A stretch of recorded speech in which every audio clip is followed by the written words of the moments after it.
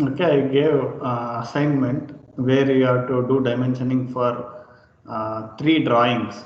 Okay, most of you have submitted the assignment, and you did some mistakes. Okay, need not worry about the mistakes you did. Okay, so try to learn from these mistakes. Okay. Uh, in previous class, we discussed about 2 systems of dimensioning: aligned system and unidirectional system. And we are going to follow aligned system because it is having some advantages when we do dimensioning. Need not erase the dimension line at the center.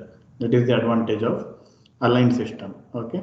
So some of you may got confused when you when you dimension some of the lines. Okay, so that we'll discuss, and we are going to discuss about construction of polygons and scale in this class. Okay, first I will discuss about the mistakes you've done while dimensioning by considering 2 examples. Okay, so in aligned system, all the dimension figures are placed above the dimension line. Okay, this is one of the consideration without breaking and written parallel to them. Okay, so above the dimension line, you can see above the dimension lines, so that they can be read either from the bottom or any one of the sides of the drawing. So bottom means, so this direction is called as bottom. Okay, and this is right side and this is left side. So in case of aligned system, you can read numbers from bottom, right, left. Okay. So if you want to read 10, in which direction you have to read it? So if 10 is written in this way, okay, in which direction you are able to read 10? So this is from the bottom. Okay. Similarly, this 40 you can read from left side. Okay, this 35 you can read from right side. Okay, so this 35 also you can read from right side, this from bottom side. Okay, but this is one of the example. Okay, so most of you did the same mistake. Okay, here someone have dimensioned it as 60. Okay, in order to read this as 60, in which direction you have to look into? So ಈ 60 ಅನ್ನೋದು ಗೊತ್ತಾಗಬೇಕು ಅಂದ್ರೆ ಯಾವ direction ಇಂದ ನೋಡಬೇಕು? So anyone can answer. Bottom. Okay, so if you look, bottom means this is the bottom direction. Okay, so this is the bottom direction. From above. So from above, that means from top, you have to look from this direction. Okay, but when the drawing is like this, okay, it is difficult to look from the top. That's why in aligned system also we can read the dimensions from bottom, right, left, not from top. Okay, you should not write in this way, where it is not possible to read the 60 either from bottom or right, left. Okay, so it is incorrect. You should not write like this. Okay, so instead of writing 60 in this manner, if I write like this,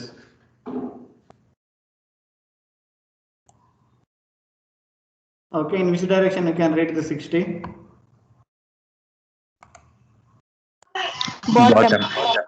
Bottom. Okay, so this is the proper way of dimensioning. Okay, so don't write like this. Okay, write like this so that it is possible to read from the bottom direction.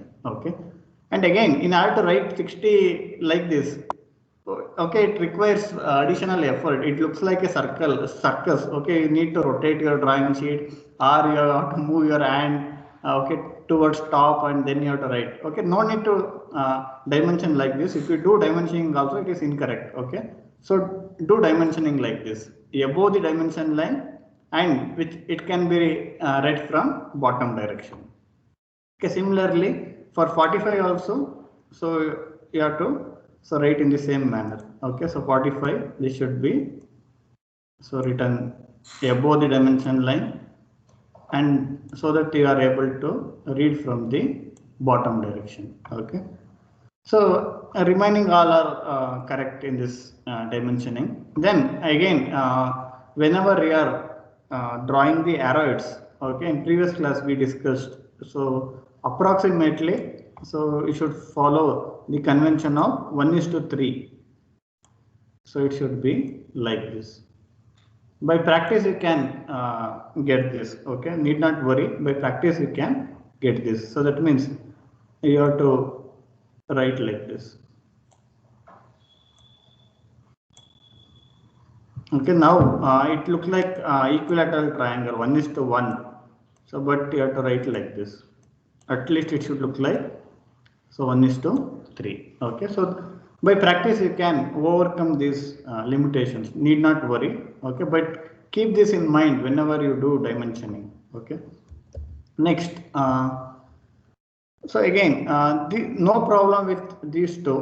Okay, so there is a problem with this dimensioning and this one.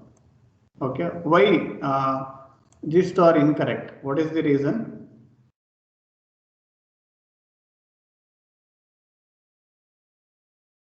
Okay, anyone can answer. Why these two are incorrect? Because we have to write it on the line, above the line. Above the dimension line. Okay, so that you should keep whenever you are following aligned system, you have to write above the dimension line. That means this 50 should be so written like this. Okay, so this is the proper way of writing. That means it should be above the dimension line. Here also this 20 should be above the dimension line. Okay, so these mistakes don't repeat from next class onwards. Okay, don't worry, you are going to do a lot of mistakes and you are going to learn from these mistakes. Okay, don't worry to worry whenever you do mistakes. Okay, try to learn from those.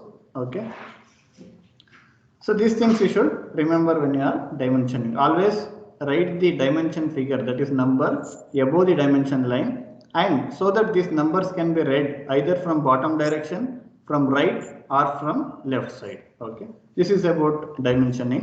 Remaining most of the points you have you did correct. Okay, only few mistakes you have done. You can overcome these things. Okay, next. Polygon construction. Okay, so construction of polygon is familiar to you. So already you learned how to construct polygons in school. Okay, so there are different polygons. So we are going to construct some of these polygons quite often. Okay, in projection of planes, projection of solids, and development of surfaces. Almost for 70% of this course, okay, the fundamental concept that you should know is how to construct polygon. Okay, it may look simple, but if you did mistake, you may be in trouble, since this is the fundamental requirement to solve problems in projection of planes, solids, okay, and development of surfaces. Okay, so in our problems, so quite often we are going to draw triangle, square, or rectangle, pentagon, hexagon. Okay, need not worry about these constructions, that is heptagon, octagon, decagon. So these we don't use.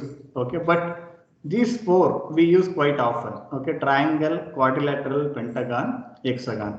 Whenever we discuss about polygons, we use a term called regular polygon. Okay, what do you mean by regular polygon?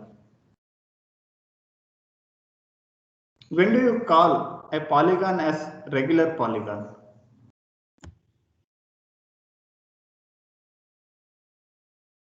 Okay, anyone can answer.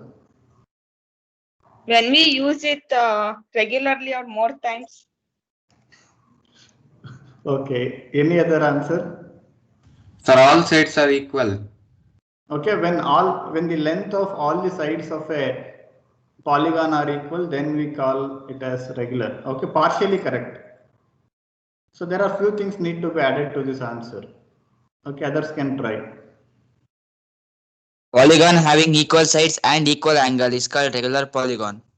Okay, so that is the correct answer. When a polygon is having length of all sides are equal, when the length of all sides of a polygon are equal and the interior or exterior angle of the polygon is equal for if you consider any two sides of the polygon, the angle between them, if it is equal, okay, then you consider that as a regular polygon. Okay, so in most of the for initial positions in projection of planes or projection of solids or development of lateral surfaces, you need to draw regular polygon. So that means you should know the meaning of regular polygon. Regular polygon means a polygon having equal sides and same inclination between two edges. Okay, if you consider any two edges or any two sides of the polygon, okay, the angle should be same. Now, okay, depending on the given dimension, okay, it may have 50 mm, 30, 25. Okay, if one side is having 25, then these two will also have 25. Okay, what is the angle between these two sides in triangle? What is the interior angle?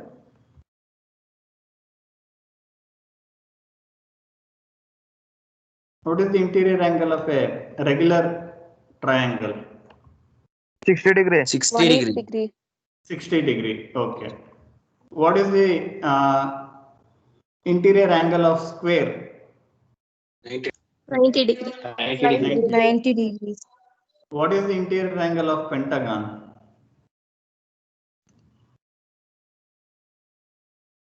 So 120 degree. Pentagon. 75 degree. Hexagon. 108 degree. 108 for which polygon? Pentagon. Okay, pentagon it is 108 degree interior angle. Interior angle means, so that is the angle between sides, okay, when we consider inside the polygons. So I will show that.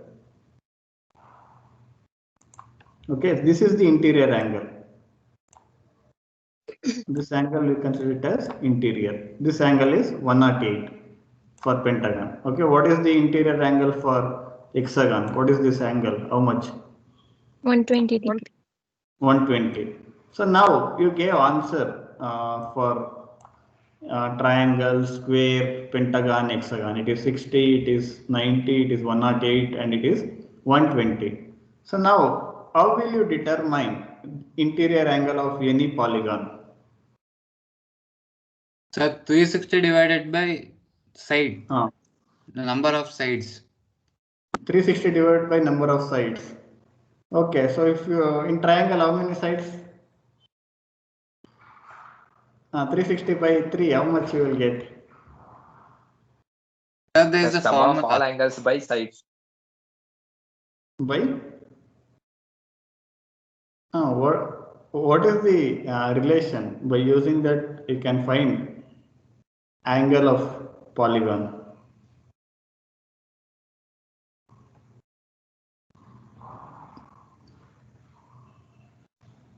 Okay, so there is a equation. By using that equation, you can find interior angle of any polygon.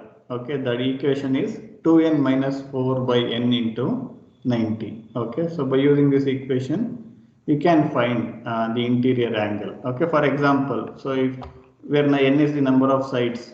Okay, if you want to find interior angle of triangle. Okay, in triangle, how many sides? What is the value of n for triangle? 3.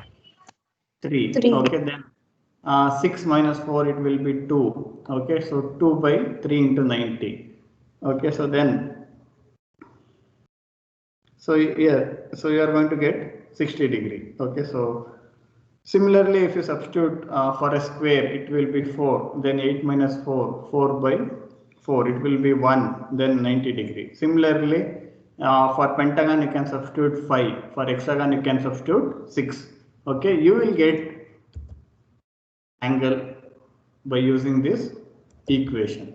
Okay, so you need not find the angle, but just remember that there is an equation. By using that, you can find out interior angle of a polygon. Okay, but you can remember the interior angle of pentagon is 108, interior angle of hexagon is 120, square triangle, equilateral triangle, these two we already know. Okay, next in projection of planes, solids, and development of lateral surfaces, quite often you need to construct pentagon and hexagon. Okay, you know how to construct triangle and square again by using scale and protractor. Okay, you can construct triangle and square, or by using scale, protractor, and compass. Okay, you can draw triangle and square. Already you know the procedure. Okay, when you want to draw pentagon and hexagon, okay, you can again same, you can use scale and protractor. By using interior angle you can go on constructing, but there are various methods. Okay, and some methods are simple for construction of a particular type of polygon. Okay, so in this class I will show how to construct pentagon and hexagon. For construction of pentagon, okay, so we prefer interior angle method. That means we know interior angle is 108, and by using that interior angle we will construct pentagon. For hexagon we use circle method. Okay, compared to interior angle method, for hexagon circle method is easier. Okay, in SolidWorks software you have a direct command. Okay, need not worry, but before that you have to do construction on your book, where you have to construct manually. Okay, so at that time you have to make use of these methods. Okay, in software directly you will get the pentagon. Okay, need not worry, but for constructing on the drawing sheet, okay, you need to know these two methods. Okay, first I will show how to construct pentagon, okay, using interior angle method. Then I will show how to construct hexagon using a circle method. Okay, so I will construct this using SolidWorks.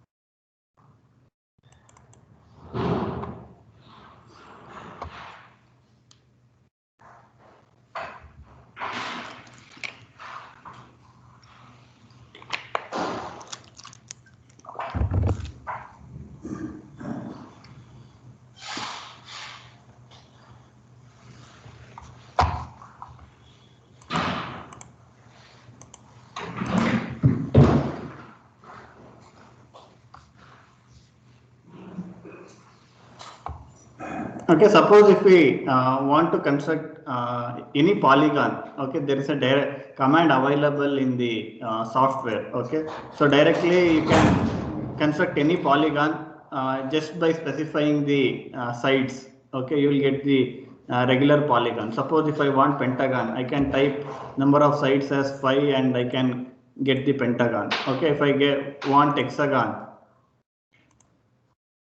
okay, I can get the hexagon also.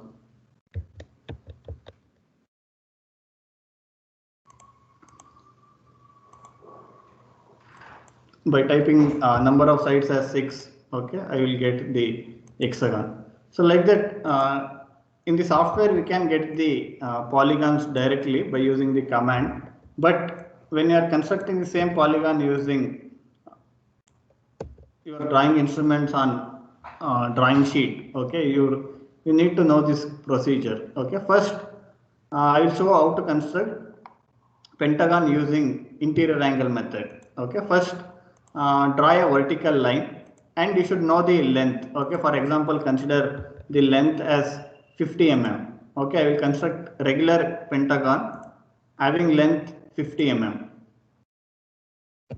So 50 mm. Then I have to draw inclined line. Okay, you can construct vertical line using scale, then draw an inclined line. Okay, using scale and protractor. You have to, you know the angle between these two sides. Okay, what is the interior angle between two sides in a pentagon? 108 degree. 108. Okay, so just now we discussed 108. Okay, this angle should be 108. So using protractor, so measure the angle and construct this inclined line. Okay, then length should be 50, since in regular polygon, so length of all sides is equal. Okay, it should be 50. Similarly, so on this side also I have to construct another inclined line. And again, angle should be 108.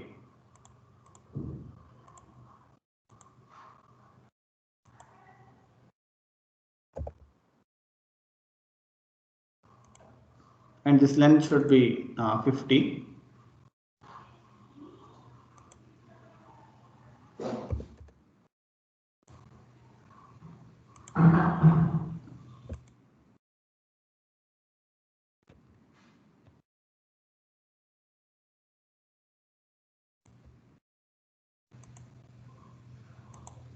Okay, after constructing 3 sides by using scale and protractor, okay, next don't go for measuring angle for remaining 2 sides. Okay, it is you can get it exactly by using compass.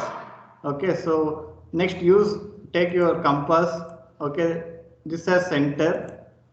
Draw an arc by considering radius as 50 mm. Okay, so this as center. Draw an arc. Okay, so having radius 50 mm. Okay, radius should be 50. And again, this as center, draw another arc considering radius as 50 mm. Okay, so this as center, draw an arc. Radius must be 50. Okay, then you will get the point of intersection. Okay, this is the 5th point required to draw remaining 2 sides. Next, so connect this point to this one.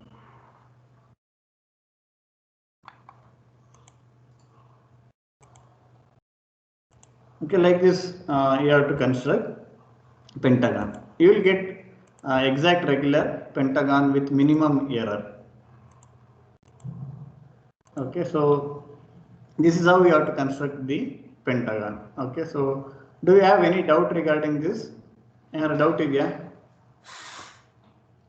Okay, now here you can see, so these 5 sides I have used thick line. Okay, remaining are thin lines. Why these 5 lines should be thick? What is the reason?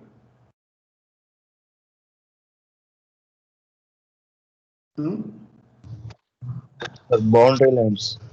Okay, so these are the outlines of the outlines of the pentagon. Okay, that's why this must be thick. Okay, in your drawing also, when you are constructing a pentagon, so only these 5 sides should be thick. Remaining dimensioning lines and projection or extension lines, all this should be thin. Okay, and since it is a regular polygon, dimensioning any one of the side is sufficient. Okay, need not do dimensioning for all sides. So dimensioning only one side and representing only one interior angle, this much is sufficient. Okay, this is about construction of pentagon. So in a similar way, you can construct hexagon also. Okay, but that may require additional effort or more effort compared to circle method. Okay, you can use the same interior angle method where you have to construct 6 sides. Okay, the angle between them is 120. That is one way you can follow if you are comfortable with that. There is another procedure. Okay, that is circle method. Suppose if you want to construct a hexagon. Okay, so having 50 mm sides. Okay, then draw a circle having radius 50 mm. Okay, that means diameter 100 mm, radius 50. Okay, so draw a circle. So if you want 50 mm hexagon having 50 mm sides, you have to consider radius as 50 mm. If you want hexagon having 40 mm sides, then radius of the circle should be 40 mm. Okay, if radius is 50, diameter will be 100. Next, draw a line passing through the center. Okay, draw a horizontal line or vertical depending on the orientation of the hexagon. Okay, so I will draw a horizontal line passing through the center. Okay, then So use your compass. Okay, so this as center. Then length of the side of the hexagon as radius. You have to draw an arc. This as center. So the radius is equal to length of the side. So in this case it is 50. Okay, next this point as center. I have to draw another arc. This as center.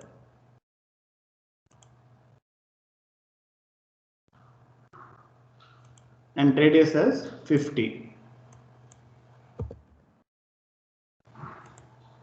Okay, so then I can connect this point to this, then this point to this point to this.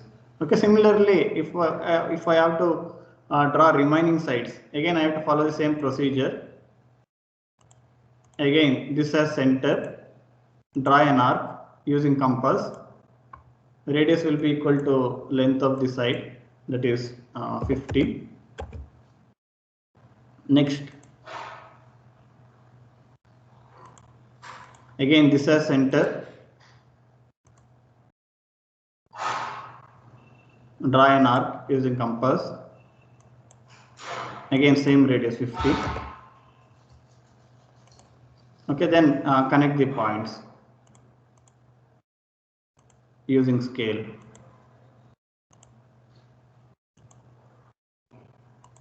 Okay, then you have to draw these sides as thick lines. These 6 sides as thick lines.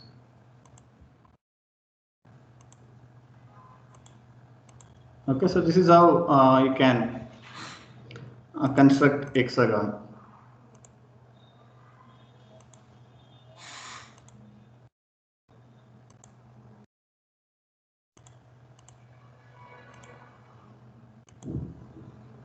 Okay, interior angle is 120. Okay, so like this you have to construct the hexagon using the circle method. Okay, so do you have any doubt regarding construction of hexagon and pentagon? Okay, so I will give assignment. I will give the dimension and I will give assignment to construct pentagon using interior angle method and hexagon using circle method. If you have any doubts, you can ask now. Okay, similarly, if you want this in a different orientation, that means if you want these 2 corners in vertical position, okay, then so you have to draw vertical line first. Okay, suppose if I want the same hexagon in a different orientation, okay, I will show you.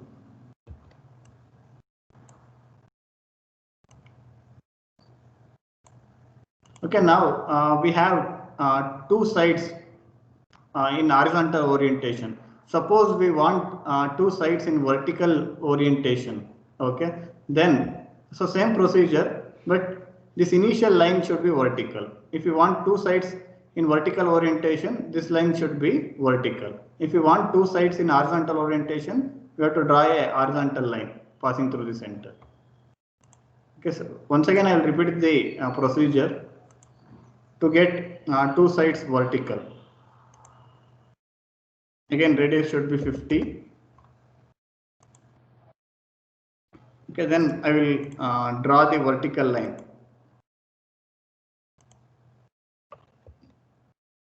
Okay, next I will draw arc using in your you have to use compass for drawing arc. Okay, here I have a command. Okay, radius will be equal to length of the side, that is 50.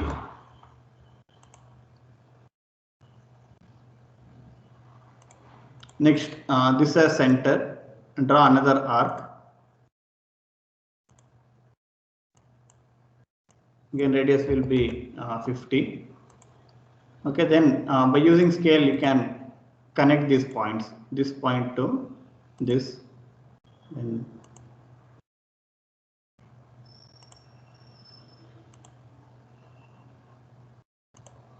okay, so similarly you can continue with the same procedure. Again, this as center. Draw an arc having radius 50.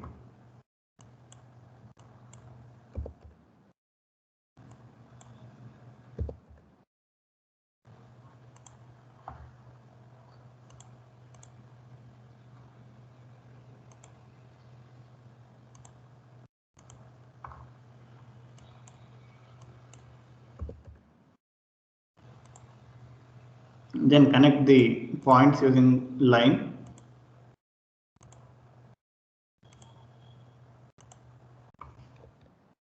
Then so change the thickness of the line.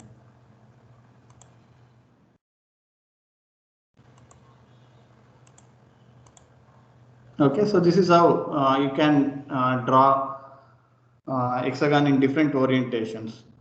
Okay, in projection of planes and projection of solids, you need to draw hexagon in both these orientations depending on the given condition. Then you have to do the dimensioning for any one of the side of the hexagon.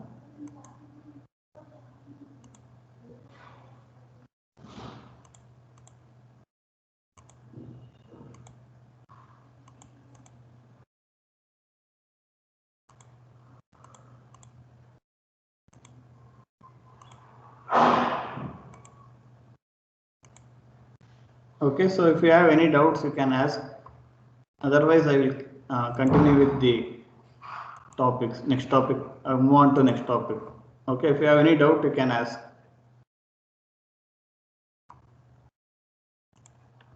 Okay, next topic, scales. Okay, so I think you are aware of scale whenever you are drawing a graph in lab or in any of the subjects which you have already learned. Okay, so you make use of scale. 1 unit will be equal to 1 centimeter. Okay, 1 unit will be equal to 10 mm. Like that, you have written scale on the graph sheet. Okay, what do you mean by scale and why? Why do you use scale in drawing?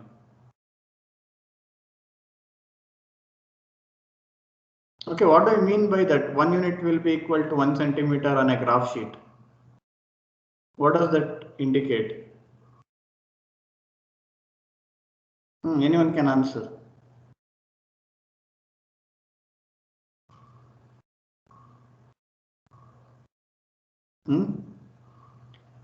Okay, so you have seen the drawing whenever you want to construct house. Okay, civil engineer will provide drawing. Okay, what is the size of the drawing? Whether that will be equal to the size of the house or the size of the site. Okay, civil engineer ಕೂಡ drawing site size equal ಇರುತ್ತಾ ಕಡಿಮೆ ಇರುತ್ತಾ ಜಾಸ್ತಿ ಇರುತ್ತಾ?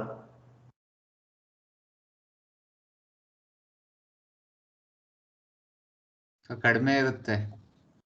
ಕಡಿಮೆ ಇರುತ್ತೆ. Okay, why? Then how we can understand or how we can visualize the actual size of the house or on drawing one sheet ಒಂದು paper ಅಲ್ಲಿ ತೋರಿಸ್ತಾರಲ್ವ ಡ್ರಾಯಿಂಗ್ ನ ಅದರಿಂದ ಮನೆ ಸೈಜ್ ಹೆಂಗ್ ಗೊತ್ತಾಗುತ್ತೆ ನಿಮ್ಗೆ? ಸ್ಕೇಲ್ ಚೂಸ್ ಮಾಡಿರ್ತೀವಲ್ಲ. ಸ್ಕೇಲ್ ಚೂಸ್ ಮಾಡಿರ್ತೀರಾ. Okay, then why? So now you can realize the importance of scale. Okay, so that means you know how it has been reduced. Suppose okay, so actual ಆಗಿರೋದು ದೊಡ್ಡದಾಗಿದ್ದು drawing ಅಲ್ಲಿ ಚಿಕ್ಕದಾಗಿದ್ರೆ, so by making use of the scale you can visualize. Okay, so they will say scale is 1:100, okay, or 1:50, 1:20. Okay, by looking at the scale value you can visualize the actual size of the object or the actual size of the site for in which the house is going to be constructed. Okay, so why we make use of scale is at times because of various reasons. Okay, a designer or engineer cannot prepare a drawing to the actual size of the object or the actual area of the site. Okay, site ಎಷ್ಟಿದೆ ಅದೇ ಇದಕ್ಕೆ drawing ಮಾಡಬೇಕು ಅಂದ್ರೆ it will require a lot of effort and it is difficult to manage the drawing sheet also. ಅಷ್ಟು ದೊಡ್ಡ drawing sheet ತಗೊಂಡ್ಬಂದ್ಬಿಟ್ಟು ಮನೇಲೆಲ್ಲ ಅಷ್ಟು ತೋರ್ಸೋದಕ್ಕಾಗಲ್ಲ. Okay, because of that reason at times we will minimize.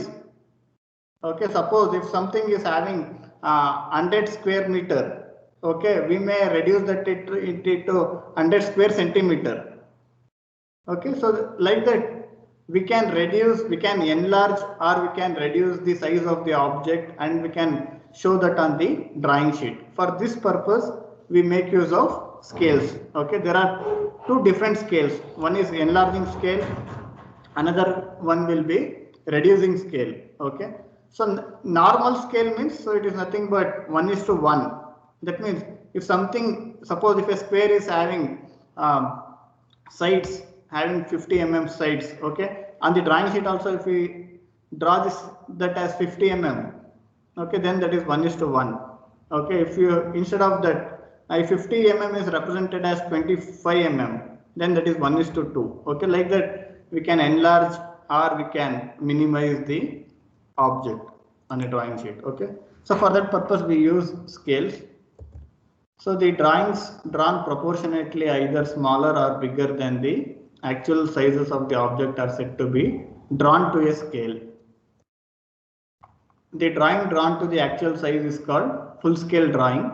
So in this course, almost 99%, okay, you will do full scale drawing. Okay, only in lines, in practical problems we go for reducing scale. Okay, but 99%, so we use full scale drawing. That means whatever dimension given in the problem, you have to draw to that given dimension. That means you are going to do full scale drawing.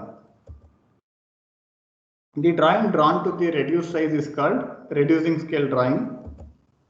The drawing drawn to the increased size is called enlarging scale drawing. Okay, in some cases, like we use microscope for some applications where we want to represent some details of the object or the details of a particular phenomenon. Okay, so in enlarged sizes, so that we can, someone can visualize that properly. So that is the enlarging drawing. The scale of the drawing, which is the ratio of drawing size to the actual size of the object, both expressed in same units, is called representative fraction. Whenever we are representing a scale on a drawing, we write it as 1:1, 1:2, 1:3, like that. Okay, the meaning of that is a representative fraction. If scale is 1:2, 1 is the drawing size and 2 is the actual size. That means if it is in mm, you are representing 2 mm as 1 mm on the drawing sheet. That is the meaning of scale 1:2. Okay, you are representing 2 mm size of the object as 1 mm on the drawing size to actual size. 1 is the drawing size and 2 is the actual size if the scale is 1:2. Okay, so that is the representation fraction. 1:1, 1:2, 1:3. That is nothing but that is the representative fraction. In this representative fraction, both units must be same. Unit of the drawing size and unit of the actual size must be same. It may be in mm, it may be in centimeter or meter. Okay. So these are some of the standard scales as per BIS standard. Okay. So this is the these are the standards which you can choose whenever you are representing some objects or some details of the object on drawing. Okay, so 1:2, 1:5, 1:10, 1:20. Okay, so we use full scale drawing. At times we may go for reducing scale. Okay, we don't use enlarged scale in this course. Okay. Again in SolidWorks, you can see scale here. Okay, 1:1. That means it is full scale drawing. If you want to change the scale, you can change it. Okay, instead of 1:1, I can choose 1:2. Then the sizes will get reduced like this. Okay, I will show you how the size of the drawing will get reduced depending on the scale. I will show that.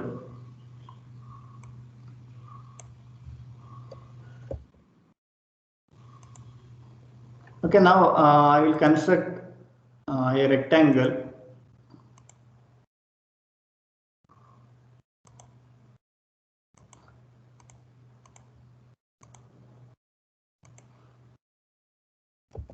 it is having 100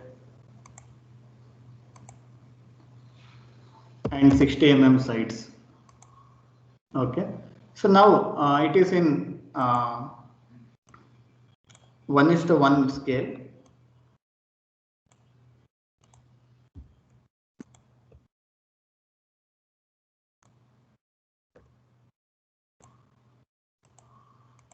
Okay, suppose if I change the scale to 1:2. Okay, now you can see the size of the same drawing. Okay, this is again same 100 into 60, but 1:2. That means size has been reduced.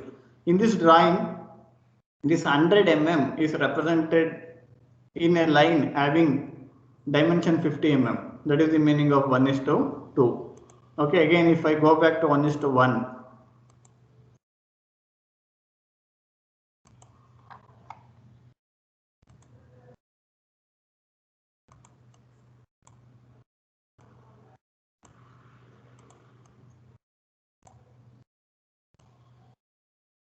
Okay, so this is the 1:1. Same thing 1:2 means, so the size will get reduced like this. Okay, so this is the scale. So when you are doing drawing, so by default it will be 1:1. Suppose if it is not 1:1, you have to make it as 1:1 since we are going to draw in full scale. Okay, so this completes the fundamentals related to drawing. Okay, if you want to